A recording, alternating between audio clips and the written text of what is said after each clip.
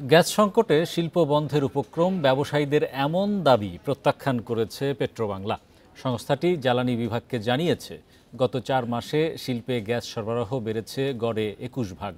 সোমবার জ্বালানি ও খনিজ সম্পদ মন্ত্রণালয় থেকে পাঠানো এক সংবাদ বিজ্ঞপ্তিতে এমন তথ্য জানানো হয়, যেখানে বলা হয়, গত বছর জানুয়ারি থেকে এপ্রিল সময়ে শিল্প খাতে দৈনিক গ্যাস সরবরাহ করা হয়েছিল গড়ে 823 মিলিয়ন ঘনফুট, যা চলতি বছর বেড়ে দাঁড়িয়েছে 997 মিলিয়ন ঘনফুটে। এই ঈদে জামা জুতো অ্যাক্সেসরিজের ডিসকাউন্ট।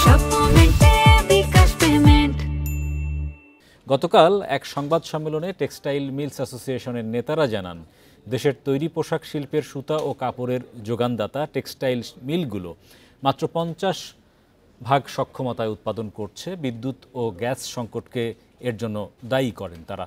পেট্রোবাংলার বিজ্ঞপ্তিতে বলা হয়, শিল্পে গ্যাস সরবরাহ নিয়ে ব্যবসায়ী সংগঠনগুলোর তথ্য বিভ্রান্তিকর।